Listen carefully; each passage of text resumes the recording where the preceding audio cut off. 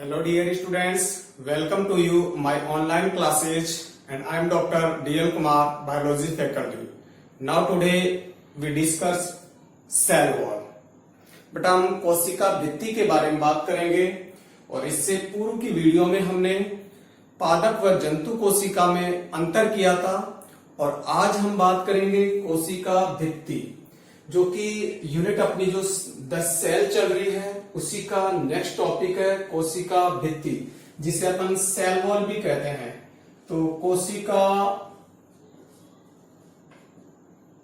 भित्ति की अपन बात करेंगे। देखिए, कोशिका भित्ति का अध्ययन हम दो टाइटलों में बात करेंगे। इंट्रोडक्शन पढ़ेंगे और स्ट्रक्चर अपन बात करेंगे। तो सबसे पहले अपन बात करेंगे कोशिका भित्ति का परिचय और उसके बाद पढ़ेंगे उसकी संरचना। चलिए, हम सबसे पहले बात कर रहे हैं इंट्रोडक्शन। देखिए, कोशिका जो भित्ति है वो पादप कोशिका में, जीवाणु कोशिका में, कवक कोशिका, शैवाल कोशिका, इनमें उपस्थित होती है, किंतु जंतु कोशिका में कोशिका भित्ति का क्या होता है, भी अभाव होता है। जो कोशिका भित्ति है वो एक मृत भित्ति है जो कोशिका को निश्चित आकार आकृति प्रदान करती है। यह पादप कोशिका का सबसे बाह्यतम आवरण है। तो चलिए हम बात कर रहे हैं इंट्रोडक्शन। सबसे पहले तो ये पादप जीवाणु कवक शैवाल की सेल्स में उपस्थित होती है। दूसरे पर बात करें, जंतु सेल में इसका अभाव होता है। तो जंतु कोशिका में कोशिका भित्ति नहीं होती है, पादप कोशिका में कोशिका भित्ति पाई जाती है। आगे अपन बात करें, यह पादप सेल का सबसे बाह्यतम आवरण है। बाह्यतम रक्षात्मक आवरण है। यह सबसे बाह्यतम और रक्षात्मक आवरण है। यह क्या करता है, भी संक्रमण से रक्षा करता है। तो पादप सेल की संक्रमण से रक्षा करती है। नेक्स्ट अपन बात करें, देखिएगा ये जो आवरण है ये एक मृत आवरण है जो कि सेलुलोज से मिलकर बनी होती है। तो यह आवरण मृत आवरण है। आगे पर बात करें, यह एक पारगम्य कला के रूप में कार्य करती है। तो जो अगर मैं कहूं कि देखिए, कोशिकाओं में 4 प्रकार की कलाएं होती है: पारगम्य कला, अपारगम्य कला, अर्धपारगम्य कला और चयनात्मक पारगम्य कला। तो जो पारगम्य कला है उसका एग्जाम्पल क्या है भाई, कोशिका भित्ति। तो अपन बात करें, यह एक पारगम्य कला है। देखिए, जीवाणु कोशिका में, पादप कोशिका में, शैवाल और जो कवक कोशिका है उनमें कोशिका भित्ति के साथ साथ प्लाज्मा मेम्ब्रेन भी पाई जाती है। तो यह बाह्यतम स्तर है और प्लाज्मा मेम्ब्रेन के बाहर उपस्थित होती है।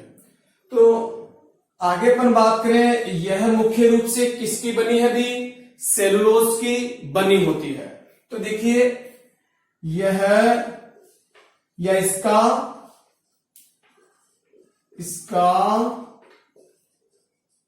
मुख्य अवयव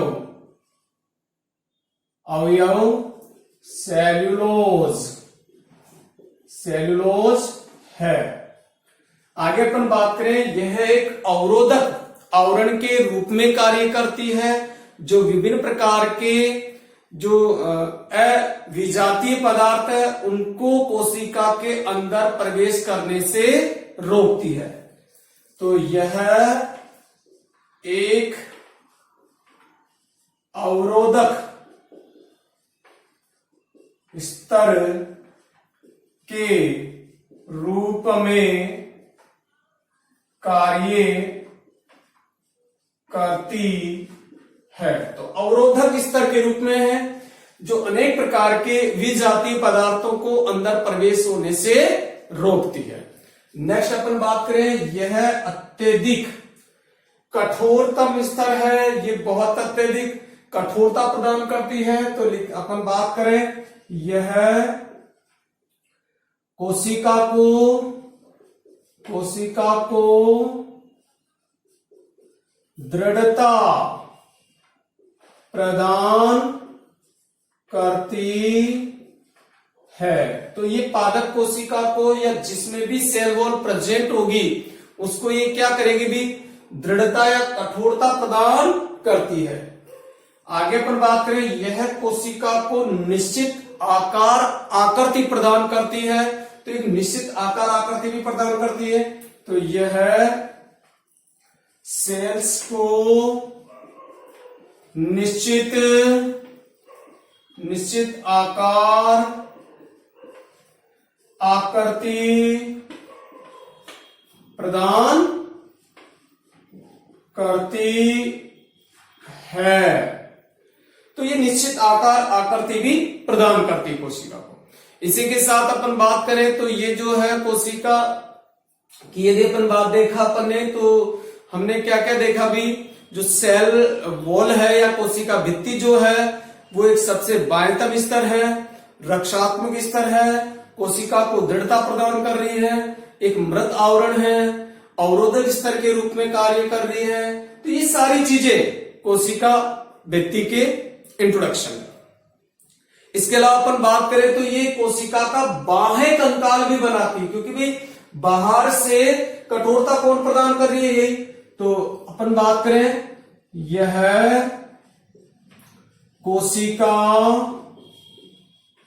का बाह्य कंकाल बनाती है।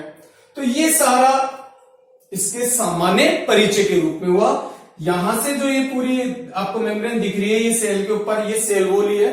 अभी अपन स्ट्रक्चर बात करेंगे तब आपके समझ में आ जाएगा। तो इंट्रोडक्शन समझ में आया भी? पादप, जीवाणु, कवक, शैवाल की सेल्स में उपस्थित है, जंतु कोशिका में ये नहीं पाई जाती। ये पादप सेल का सबसे बाह्यतम और रक्षात्मक आवरण है, पादप सेल के संक्रमण से बचाती है। यह आवरण मृत आवरण है, यह एक पारगम्य कला है जो सबको आने जाने देती है। इसका मुख्य अवयव सेलुलोज है, यानी ये मुख्य रूप से किसकी बनी हुई भी? सेलुलोज की बनी है। यह एक अवरोधक स्तर के रूप में कार्य करती है। यह कोशिका को दृढ़ता प्रदान करती, कठोरता प्रदान करती है। यह सेल्स को निश्चित आकार आकृति प्रदान करती है और यह कोशिका का बाह्य कंकाल बनाती है। और यदि मैं बात करूं कि कोशिका भित्ति के बारे में किसने बताया, तो रॉबर्ट हुक ने। तो हम यहां बात कर सकते हैं रॉबर्ट हुक ने सेल वॉल को डिस्कवर किया था या इसके बारे में अध्ययन किया था। तो हम कोशिका भित्ति के खोजकर्ता अगर माने तो वो कौन है भी? रॉबर्ट हुक को कोशिका भित्ति के खोजकर्ता भी अपन मान सकते हैं। और इन्होंने ही कोशिका की खोज भी की थी, तो उसी रूप में कोशिका भित्ति के खोजकर्ता भी कौन है? Robert Hooke. चलिए अब अपन बात करें, देखिए बेटा, एल्गी सेल वॉल। एल्गी में किस प्रकार के, यानी शैवालों में किस प्रकार की सेल वॉल है या उसके क्या कंपोनेंट है, वो अपन बात करेंगे यहां पर। ऐसे प्लांट सेल किसकी बनी हुई, तो देखिए एल्गी, एल्गी यानी शैवाल, शैवाल की जो सेल वॉल है, कोशिका भित्ति है, वो किससे मिलकर बनी हुई, यानी किसकी बनी हुई है। तो देखिए जो शैवाल होती है उसकी कोशिका भित्ति जो है सेलुलोज, जो है calcium carbonate, cellulose, calcium carbonate और ग्लाइकेन, इसके अलावा मेहमत जो है न्यूमेरिक एसिड, सॉरी जो इनकी है सेलुलोज और जो है कैल्शियम कार्बोनेट भी इसमें प्रेजेंट होते हैं। मेनली इसमें सेलुलोज की है ये, तो देखिए ये है सेलुलोज, सेलुलोज और कैल्शियम कार्बोनेट, क्योंकि जो जल में उपस्थित होती है शैवाल, तो वहां पर जो मिट्टी में जो नजदीक जो शैवाल पाई जाती है वो उसमें कैल्शियम कार्बोनेट की उपस्थिति ज्यादा देखी जाती है। तो शैवालों की जो कोशिका भित्ति है वो सेलुलोज और कैल्शियम कार्बोनेट कंपोनेंट की बनी होती है। प्लांट की अगर अपन बात करें, जो पादप सेल है, तो पादप जो सेल है उसकी अगर मैं सेल वॉल की बात करूं आपके सामने, तो प्लांट सेल की जो सेल्यूलोज है, cellulose, hemicellulose, hemicellulose, cellulose, hemicellulose, pectin, pectin व प्रोटीन से मिलकर बनी होती है। तो प्लांट सेल जो है, जो जैसे ब्रायोफाइटा है, टेरिडोफाइटा है, एंजियोस्पर्म है, जिम्नोस्पर्म है, उन प्लांटों की जो प्लांट जो सेल है उनकी जो सेल वॉल है वो सेलुलोज, हेमीसेलुलोज और पैक्टिन और प्रोटीन से मिलकर बनी होती है। नेक्स्ट अपन बात करें फंगी की, यानी कवकों की जो कोशिका भित्ति है वो किसकी बनी है, तो कवक सेल की अगर मैं बात करूं, कवक सेल कि अगर सेल वॉल की अपन बात करते हैं तो कवक सेल की जो सेल वॉल है क्यूटीन या काइटिन और पॉलीसेकेराइड से मिलकर बनी होती है। तो काइटिन व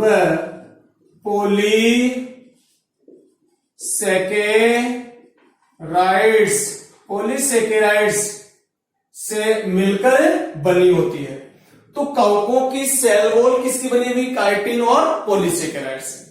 आगे अपन बात करें बैक्टीरिया की सेल वॉल, यानी जीवाणु, जीवाणु की सेल वॉल जो है वो किसकी बनी हुई भी, तो जीवाणुओं की जो सेल वॉल है उसमें पॉलीसेकेराइड्स होते ही है, साथ ही साथ उसमें एमिनो एसिड भी होते हैं। तो देखिए पॉलीसेकेराइड होंगे, polysaccharides, saccharides plus amino acid से मिलकर बनी होती है, जिसे हम क्या कहते हैं, म्यूकोपेप्टाइड कह सकते हैं या पेप्टिडोग्लाइकेन। तो देखो भी म्यूकोपेप्टाइड या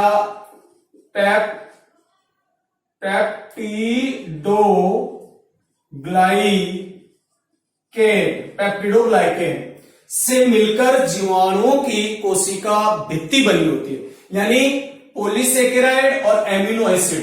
देखिए पॉलीसेकेराइड क्या है, कार्बोहाइड्रेट, एमिनो एसिड क्या है, प्रोटीन, क्या बन गया, म्यूकोपेप्टाइड या पेप्टिडोग्लाइकेन। पेप्टिडो यानी प्रोटीन, ग्लाइकेन यानी कार्बोहाइड्रेट। तो इन दोनों से मिलकर बनी होती है, किसकी, जीवाणु की। एक ऑर्किबैक्टीरिया नाम अपन जानते हैं। ऑर्किबैक्टीरिया अत्यधिक विपरीत पर्यावरणीय परिस्थितियों में भी अपने आप को जीवित बनाए रखता है, क्योंकि उसकी जो सेल वॉल है उस सेल वॉल में पॉलीसेकेराइड के साथ साथ म्यूरेमिक अम्ल भी पाए जाते हैं, जो इसको अत्यधिक रक्षा प्रदान करती है, अत्यधिक प्रोटेक्शन प्रदान करती है और विपरीत परिस्थितियों से ऑर्किबैक्टीरिया को बचाती है। आगे अपन बात करें देखो बेटा यूग्लिनोइड्स, जिसे अपन कह सकते हैं यूग्लिना,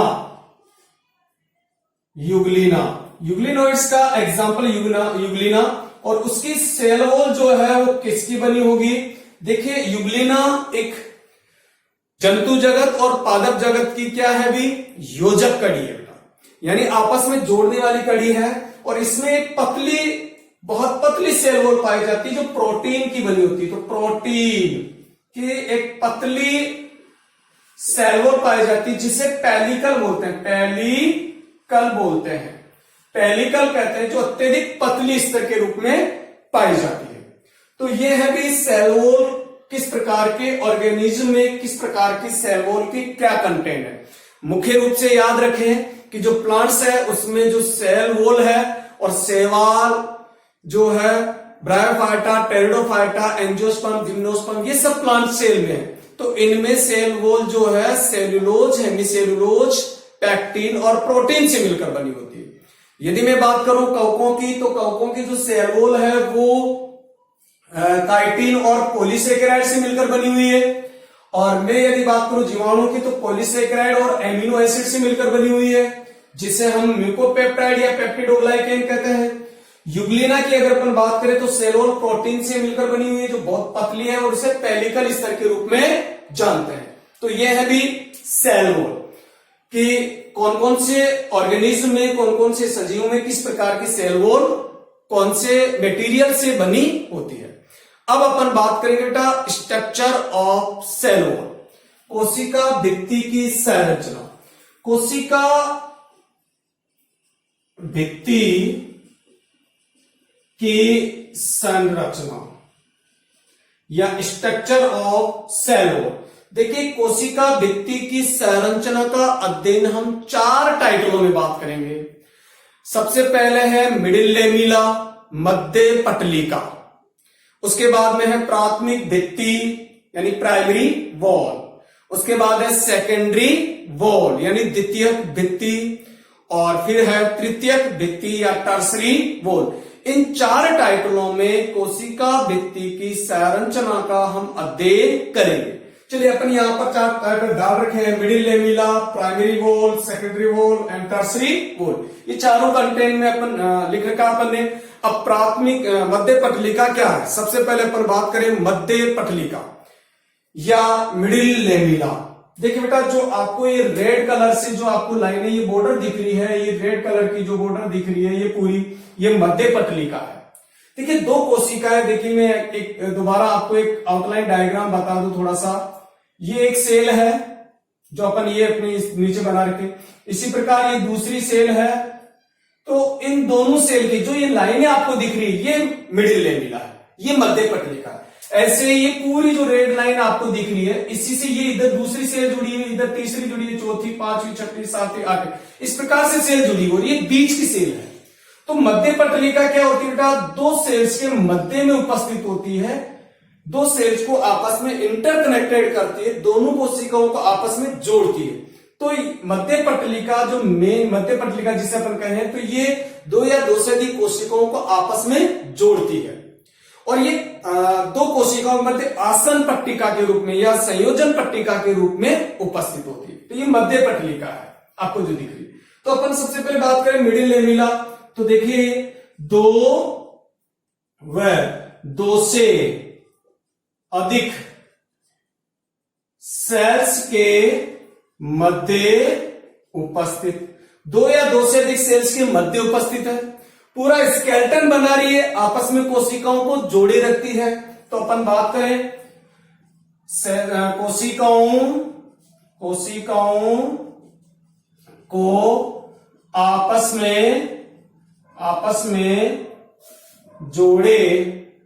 में जोड़े रखती है। देखिए जो कच्चे फ्रूट्स होते हैं, कच्चे फल होते हैं, उसमें मध्य पटलिका उपस्थित होती है, इसी कारण से वो कठोर होते हैं। जो कच्चे फल होते हैं उनमें मध्य पटलिका उपस्थित होती है और कोशिकाएं एक दूसरे में मिलती नहीं है, वो सेपरेट रहती है, इसीलिए वो कठोर होते हैं। और जैसे फल पक जाते हैं तो मध्य पटलिका घुल जाती है, नष्ट हो जाती है, जिससे वो कोशिकाएं एक दूसरे में घुस जाती है और वो पिलपिले हो जाते हैं। तो देखिए कच्चे फल आम देखे होंगे केरी के रूप में है, एकदम कठोर होता है, या अमरूद देखा होगा कठोर है। जैसे फल पक गए वो क्या हो गए, अभी सॉफ्ट हो जाते हैं। तो वो मध्य पटलिका के कारण है। तो मध्य पटलिका कच्चे फलों को कठोरता प्रदान करती है और पके हुए फलों में ये नष्ट हो जाने के कारण वो क्या हो जाती है, सॉफ्ट रूप में आ जाते हैं। अब अपन बात करें जो मध्य पटलिका वो किसकी बनी है, तो देखिए बेटा कैल्शियम व मैग्नीशियम के पैक्टेट से मध्य पटलिका बनी होती है। तो कैल्शियम और मैग्नीशियम के पैक्टेट मिलकर क्या बनाते हैं, मध्य पटलिका बनाते हैं। और देखिए मध्य पटलिका का निर्माण किससे होता है, यदि अपन बात करें तो अंतरप्रदवी जालिका, नाम सुना, एंडोप्लाज्मिक रेटिकुलम और गोल्जी बॉडी, इनसे फ्रेगमोसोम नामक छोटे छोटे पार्टिकल्स निकलते हैं और वो पार्टिकल्स मध्य में जमा होकर मध्य पटलिका का निर्माण करते हैं। तो कैल्शियम और मैग्नीशियम के पैक्टेटों से ये मिलकर बनी होती है और कच्चे फलों को कठोरता प्रदान करती है और पके फलों में नष्ट हो जाने के कारण वो सॉफ्ट हो जाते हैं। तो जो मिडिल लेमिला है, दो या दो से अधिक सेल्स के मध्य उपस्थित है। तो ये जो लाइनें आपको दिख रही है पूरी मध्य पटलिका की, इसी प्रकार जो आपको ये डायग्राम दिख रहा है इसमें ये पूरी जो रेड लाइन के रूप में दिख रही है ये मध्य पटलिका। यदि मैं कहूं कि ये सेल फर्स्ट है और ये सेल 2 है कोशिका, तो ये इसमें ये दोनों सेल्स के मध्य जो ये मैं बात कर रहा हूं ये मध्य पटलिका का रूप है। ठीक है, नेक्स्ट अपन इसमें प्राइमरी सेल वॉल कैसे बनेगी, सेकेंडरी सेल वॉल कैसे बनेगी, वो सब अपन बना के देखेंगे अभी इसमें। तो सबसे पहले मिडिल लेमिला अपने क्लियर हो गई, दो या दो से अधिक कोशिकाओं के मध्य उपस्थित होती है, कोशिकाओं को आपस में जोड़े रखती है। ये कैल्शियम व मैग्नीशियम के पैक्टेट से मिलकर बनी होती है और पके हुए फलों में ये डेस्ट्रॉय हो जाती है, नष्ट हो जाती है, जिससे वो सॉफ्ट हो जाते हैं और कच्चे फलों में ये उपस्थित होती है, इस कारण से वो कठोर बने रहते हैं। ठीक है भाई, नेक्स्ट अपन बात करें प्राइमरी वॉल। देखिए प्राथमिक भित्ति ये मध्य पटलिका हो गई, उसके पश्चात कोशिका द्रव्य से विभिन्न प्रकार के पदार्थों का जमाव होता है। किस पर जमाव होता है, मध्य पटलिका पर। तो देखिए ये कोशिका है, जैसे अपनी यहां ये साइटोप्लाज्म या कोशिका द्रव्य बना हुआ है, यहां से मेटीरियल इस पे जमते जाएंगे, ऐसे जमेंगे। तो यहां क्या बनेगी भी, इस तरीके से कोशिका भित्ति यानी प्राथमिक सेल वॉल बनेगी, प्राइमरी सेल वॉल बन जाएगी इस तरीके से, और ये प्राथमिक भित्ति बन गई। तो देखिए बेटा ये सेल वॉल की सबसे बाह्यतम स्तर है। तो सबसे पहली बात तो अपन बात करें तो जो ये प्राथमिक भित्ति जो है, प्राथमिक भित्ति सेल वॉल की सबसे बाह्यतम स्तर है, सबसे बाहरी स्तर है, आउटर मोस्ट लेयर है। दूसरी अपन बात करें तो जो सेल वॉल है, जो प्राइमरी सेल वॉल है, वो कोशिका द्रव्य से मध्य पटलिका पर विभिन्न प्रकार के पदार्थों के जमाव से बनती है। ठीक है, और मेच्योर कोशिका जो बनती, जैसे जैसे परिपक्व कोशिका होती जाती है उसमें ये थोड़ी डिक्रीज होती जाती है, नष्ट होती जाती है। अब अपन इसकी बात करें कि इसमें कंपोनेंट, पहले अपन बात कर ले प्राथमिक भित्ति सबसे बाह्यतम स्तर हो गई, ये पतले स्तर के रूप में है, पतले स्तर के रूप में है। ये अत्यधिक प्रत्यास्थ होती है, प्रत्यास्थ यानी इसमें लचीलापन का गुण पाया जाता है, इलास्टिसिटी प्रेजेंट होती है। तो एक पतले स्तर के रूप में है और प्रत्यास्थ होती है, बहुत अधिक प्रत्यास्थ यानी कोशिका को प्रत्यास्थता प्रदान करती है, लचीलापन प्रदान करती है। जैसे एक देखे पर बांस की छड़ी है और एक नीम की छड़, अगर अपन बांस की छड़ को घुमाते हैं तो वो टूटती नहीं, तो वो क्या हो गया, अधिक प्रत्यास्थ।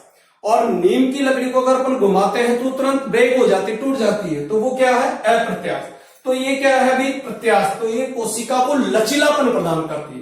तो देखो प्राथमिक भित्ति सेल वॉल की सबसे बाह्यतम स्तर है, अत्यधिक पतले स्तर के रूप में है और प्रत्यास्थ है, यानी कोशिका को लचीलापन प्रदान करती है। अब आगे देखें अपन ये किसकी बनी होती है, तो देखिए इसमें बेटा सेल्यूलोज, हेमीसेल्यूलोज,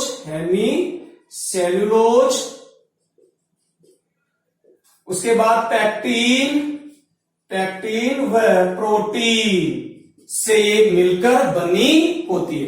इसके अलावा इसमें थोड़ी बहुत मात्रा में कार्बोहाइड्रेट, जल ये भी प्रेजेंट होते हैं।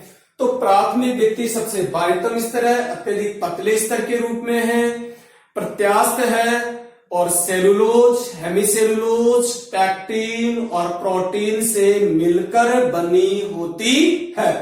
तो ये जो आपको स्तर दिख रहा है अभी, ये जो स्तर आपको चारों तरफ से जो डॉटेड लाइन के रूप में ये जो स्तर दिख रहा है, ये क्या है अभी? प्राथमिक भित्ति है, प्राथमिक या प्राइमरी वॉल के रूप में है। तो ये मिडिल लेमिला हो गई और ये अपनी प्राइमरी वॉल हो गई। क्लियर? यहां पर मैंने ये प्राइमरी वॉल, इसी प्रकार इस पे भी अगर प्राइमरी वॉल अपन देखें तो ये प्राइमरी वॉल हो गई। क्लियर भाई? तो ये प्राइमरी वॉल है और ये सभी सेल में प्रेजेंट होती है। जिसमें कोशिका भित्ति बहुत पतले स्तर के रूप में, उसमें भी ये प्रेजेंट होगी। क्लियर? नेक्स्ट अपन बात करें भी सेकेंडरी वॉल, द्वितीयक कोशिका भित्ति। तो देखिए भी द्वितीयक सेल वॉल, देखिए बेटा ये अत्यधिक कठोरतम स्तर के रूप में है। ये जो यहां से यहां तक है ये पूरी द्वितीय भित्ति है और ये 3 सब स्तरों से मिलकर बनी हुई है, S1, S2 और S3 से ये मिलकर बनी होती है। तो ये क्या है भी? कठोर स्तर है। दूसरी अपन बात करें मोटे स्तर के रूप में है, मोटे स्तर के रूप में है। उसके बाद अपन करें ये प्रत्यास्थता का गुण नहीं है इसमें, तो अप्रत्यास्थ है, यानी इसमें इलास्टिसिटी नहीं है, लचीलापन नहीं है, अत्यधिक कठोर है। और इसका कठोरता का कारण क्या है? देखिए ये किसकी बनी हुई, वो अपने आप पता लग जाएगा अपने को। तो देखिए ये है सेल्यूलोज, सेल्यूलोज होगा इसमें, हेमीसेलुलोज, हेमीसेलुलोज, हेमीसेलुलोज होगा इसमें। इसके अलावा पैक्टिन, पैक्टिन, प्रोटीन, उसके बाद lignin, lignin, suberin, cutin, resin, silica जैसे कंपोनेंट से ये मिलकर बनी होती है। तो द्वितीयक सेल वॉल अत्यधिक कठोरतम स्तर के रूप में है, मोटे स्तर के रूप में है और अप्रत्यास्थ प्रकृति रखती है, यानी लचीलापन नहीं है।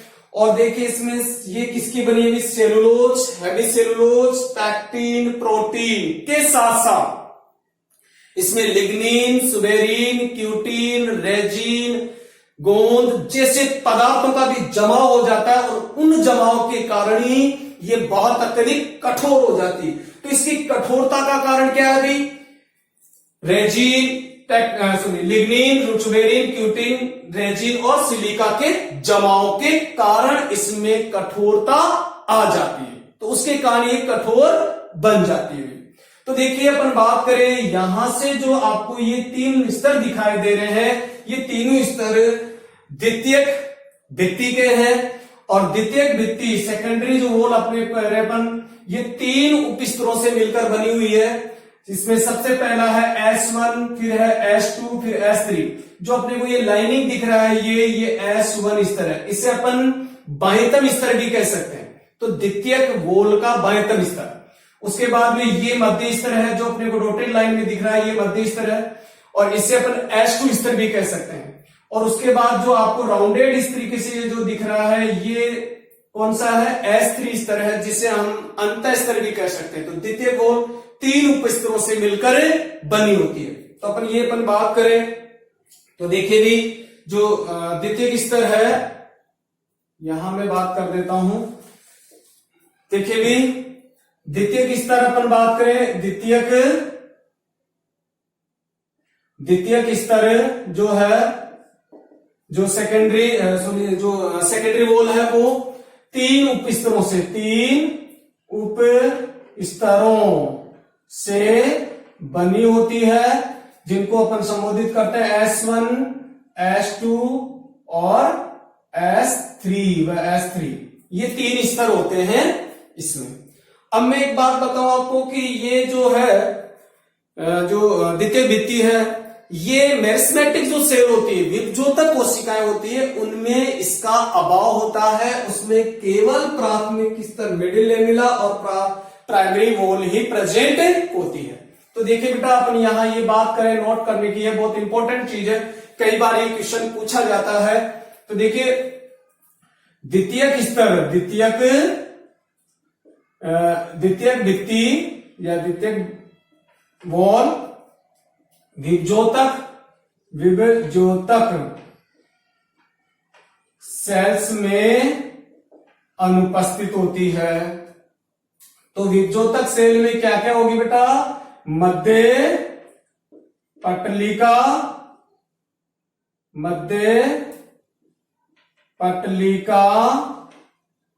व प्राथमिक भित्ति होगी केवल। क्लियर? तो इसमें द्वितीय वॉल नहीं पाई जाती। तो ये होगी बेटा सेकेंडरी वॉल। अब अपन बात करें टर्सरी वॉल, तृतीयक भित्ति। जो आपको बेटा ये लास्ट में जो लाइनों के रूप में दिख रही है, और इसे मैंने यहां संबोधित किया है टर्सरी या तृतीयक भित्ति के रूप में। ये जो आपको भित्ति दिख रही है, ये तृतीयक भित्ति के रूप में है, परंतु ये सभी पादप कोशिकाओं में नहीं पाई जाती। तो हम बात करें बेटा टर्सरी वॉल या तृतीयक भित्ति, जो कि चौथे नंबर की भित्ति है। तो देखिए, तृतीयक भित्ति या इसे टर्सरी वॉल भी अपन कहते हैं। देखिए बेटा, ये जो है ये केवल जिम्नोस्पर्म की वाहिनिकाओं में ही ये तृतीय स्तर पाया जाता है। केवल और केवल जिम्नोस्पर्म जो डिवीजन है पादप का, उसकी वाहिनिकाओं में। तो हम कहें अनावृत बीजी, अनावृत बीजी यानी बीज के चारों ओर कोई आवरण नहीं, जिसे अपन नग्न बीज भी कहते हैं, जिन्हें हम जिम्नोस्पर्म भी कहते हैं। ठीक है, जिम्नो मीन्स नग्न, स्पर्म मीन्स सीड यानी नग्न बीजी। जैसे साबूदाना है, साबूदाने किस फैमिली के? अनावर्त बीजी। इसी प्रकार मोरपंखी का नाम सुना होगा, वो भी कैसे हैं? अनावर्त बीजी पादप। तो अनावर्त बीजी पादपों की वाहिनिकाओं में तृतीयक भित्ति उपस्थित।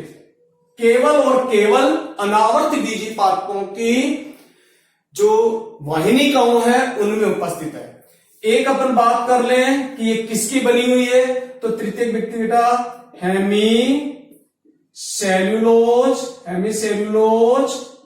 व जाइलेन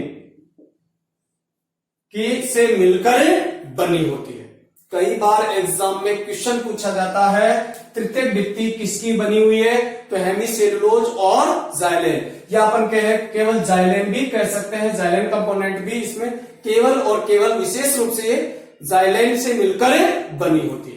तो तृतीयक कोशिका भित्ति सभी में, देखो अब मैं आपको ये अपनी स्ट्रक्चर कंप्लीट हो गई और ये तृतीयक कोशिका भित्ति अपने कंप्लीट हो गई। उसके बाद में ये अपनी प्लाज्मा मेम्ब्रेन हो गई, ये यहां पर सेल मेम्ब्रेन या प्लाज्मा मेम्ब्रेन हो गई, ये साइटोप्लाज्म हो गया, इसमें यहां न्यूक्लियस प्रेजेंट होगा, ये एक बड़ी वैक्यूल रिक्तिका उपस्थित होगी।